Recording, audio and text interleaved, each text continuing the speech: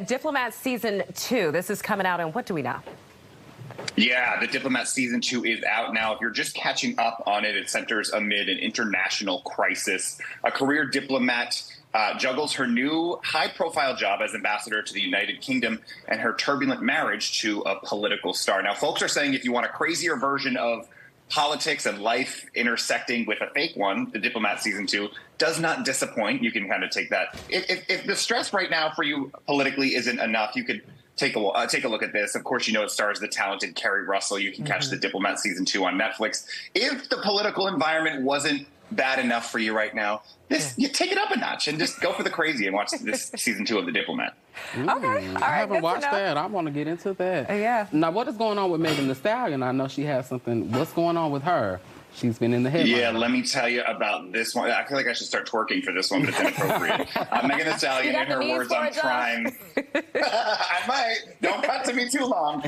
This one captures Megan Thee Stallion's rise to stardom, navigating fame, grief, success. It offers unprecedented access to the multifaceted artist, unpacking her vulnerable moments and allowing to meet the real Megan Pete behind the persona. Now, she talks about the death of her mother and how challenging it was really to move on. It is really moving, guys. If you don't really get to see this side of Megan that often, you can catch In Her Words on Prime. See, I'm glad they didn't cut to me because I was over here. Y'all missed it. Get more of them. Get into it. Listen. I love that. Let me ask you too, Josh, because you've seen it. Within the last 24 hours, I know that she's come out in light of some of the Tory Lanez, you know, that whole situation went down, and she acknowledged that, you know, she may have not told the whole story about the kind of relationship that she had with him. Does she address that in the documentary? There are hints to that, and she kind of works around that. As far as addressing it directly, I would just take a watch for yourself. Okay. She is talking about it more, but that could be a push for, you know, obviously watching the film itself. Gotcha. All right, so, you know, I'm not a huge fan of horror. Is this next one more of a horror or a thriller? There's a difference. Listen, there's a difference. I like them both. There's definitely a difference. This one's called Time Cut. It's on Netflix. It just came out this week, centering around a teen in 2024 accidentally time travels to 2003. To me, that wasn't that long ago, but oops. This is actually days before a masked killer murders her sister. Can she change the past without destroying the future is really the big question. Guys, this one stars Antonia Gentry. I don't know if you remember her, but she's Ginny in the Netflix smash TV series Ginny in Georgia. Or is it Ginny in Georgia or Georgia? Anyways, I love that show. That show is set to be released in spring or summer. I caught this movie, finished it up this morning. This one is really fun and also nostalgic. Like, they open with a song by Ja Rule and Fat Joe, and I'm like, okay, great. Like, my music is in it. But then you're like, wait a second, this was how long ago? Wow, I'm excited to see this. I love her and Ginny in Georgia, so I'm excited to see what that range is all about. Now, what's going on with Martha?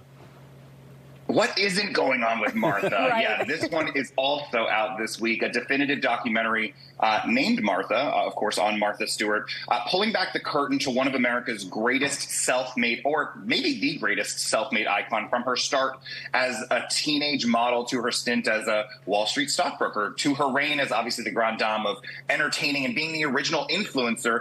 Even, guys, taking a moment to discuss her time in jail and then coming out of that. It's really interesting to see the rebranding that she wants to go through after that, and she talks about it openly. Now, the Whirlwind documentary can be caught on Netflix. She did do, I think it was the New York Times and the New York Post did an article about it also, where she doesn't love how it ended, the movie itself, the docu itself, because she doesn't love the angles in which she was shown at. She was hoping that was going to be taken out. So now we all got to watch. Oh, yeah, yes. I saw that too. Yeah, what a career she's had. Too happy about it. But yeah, I'm interested to see Martha get a little more candid for all of us in this documentary. Because she has so much to talk about. Yeah, especially something with her husband too, her ex-husband.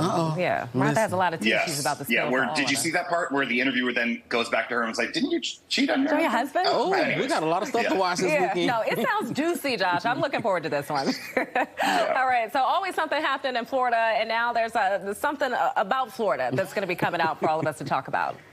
I love that you put it that way. I'm glad we're not in Florida right now, but It's Florida Man is a new late-night comedy series. It dropped earlier this month, bringing to life unbelievable tales of Florida in and of itself. That's enough, right? Featuring interviews with locals and comedic reenactments, starring a rotating cast, guys, of great actors, comedians, covering diverse topics with humor and heart. Anna Faris is there, Jake Johnson, some SNL stars you may recognize. You can catch It's Florida Man on HBO Max. What a great title. I mean, like, that's what I say to friends when you're like, oh, well, it's Florida Man. You know? really can't top it because there are some strange things that happen in Florida. It's always something.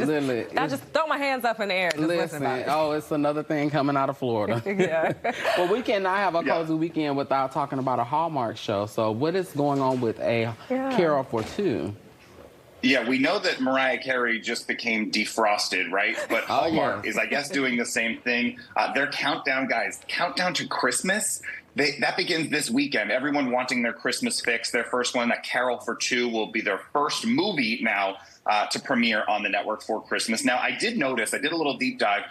This was so nostalgic. And guys, stay with me on this one. I noticed there's a rekindling of two iconic aunts from Sabrina the Teenage Witch that do a movie on there. Caroline Rhea and Beth Broderick are in a new movie on there called Holiday Mismatch. I'm personally excited for this one. You can catch all what holiday cheer that Hallmark is bringing, of course, on the Hallmark Channel. But take a look at this because it was really exciting to see the aunts from Sabrina the Teenage Witch on there. Oh, my gosh. Yeah, you're taking me back. Listen, we got to save that one for last. Yes. We got to end it on we got to do that on a Sunday with a little chili. There you go. Yes. And I mean, Mariah, the Queen of Christmas, she says it's time. I'm not going to try to hit that note like she does. Yeah, me either, because I ain't trying to break all the stuff in here. Somebody hit the note. Somebody hit the note. Yeah.